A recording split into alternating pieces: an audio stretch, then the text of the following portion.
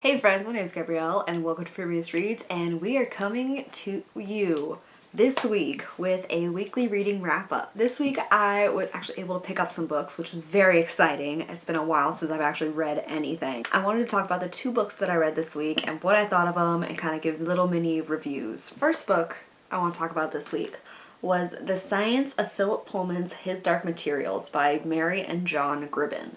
Now, I am a huge fan of His Dark Materials. If you guys did not know that, check out the playlist I have dedicated to it. Because I go through and review each of the books. I go through and review the episodes for the TV series that's come out on HBO. Overall, I'm a huge fan and I love it. And so I actually have a collection of different books that were inspired by Philip Pullman's world and kind of talk about just the different either mythological things, science things, or in some cases both of those things that can be found in them.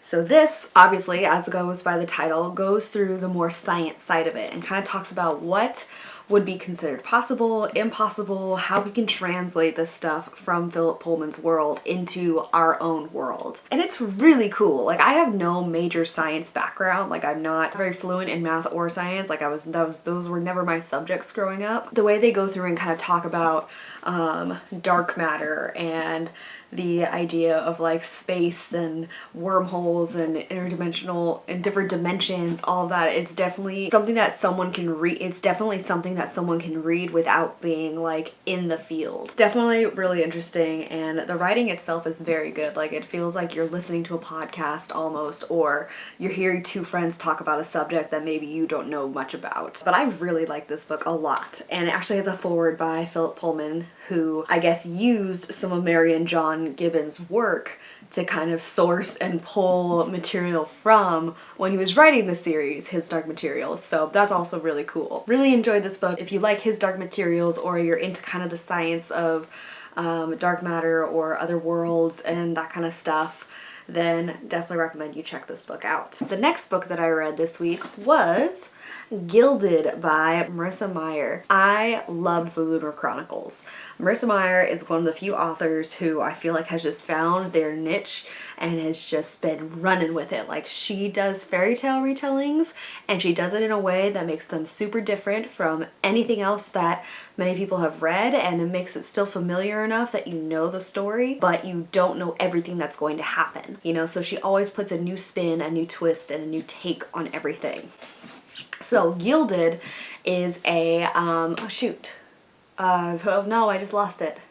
I keep wanting to say Ratatouille, but that's not it. Rumpelstiltskin, that's what it is. I was like, Rip Van Winkle, no. Ratatouille, no. This is Rumpelstiltskin retelling. So it's kind of set in the fairy world. So it talks about being separate from like the human or the mundane world. And this is a world where there are humans in it, but there are also gods and creatures and spirits and ghosts and all of that. Like, all the kind of mythological stuff exists in a different plane. The miller's daughter is the main character. Her name is Cyrilda, and she is kind of an outcast in her town. She's an outcast because she has been blessed by the god of lies, and so she tells a lot of stories and makes up a lot of things, and people just kind of don't believe her and kind of look at her like she is just too out there, too weird, and like not someone they want to be around. One day she runs across this evil creature man demigod thing called the Earl King, who kind of has power over the land of the dead, I guess, and he can keep souls and ghosts trapped to him to serve him. She comes across him one night while he's hunting for these mythical creatures, and she happened to know where they were hidden, and so she had to lie to him about why she was out so late. She lies and says that she can spin straw into gold, and of course he says that's valuable and decides to take her to the castle and force her to spin straw into gold for him. Obviously she can't do that, but she meets a ghost there who can, and together they have to try and keep the Earl King from finding out about Cyrilda's betrayal, as well as try and figure out how this ghost is stuck there, who he is, and why the Earl King does what he does, basically. If there's any way to defeat the Earl King and free Cyrilda and the people he holds there by their souls. Really interesting book. I kind of want to do a full review on it later. I'm definitely going to be posting a book review to it on FrumiousReads.com, so I want to save that more of what I'm talking about to make a full video on it, but just know that I enjoyed this book. I have to say,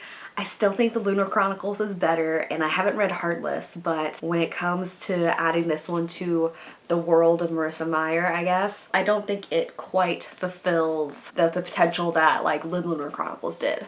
Still a good book, still enjoy it. If you like Marissa Meyer, if you like fairy tale retellings, definitely pick it up because you'll enjoy it. But yeah, that's just kind of the opinion that I'll start with right here, and then I'll send my full review. I'll let my full opinion out when I do my book review of it. So make sure you check back on my channel for that. That's all I have for you guys today. Thank you so much for watching this video. It's short, it's quick, it's sweet. Hopefully this upcoming week, starting on January 9th, I'll be able to read more books and have more things to talk to you guys about. Thank you so much for watching, and I will talk to you guys later.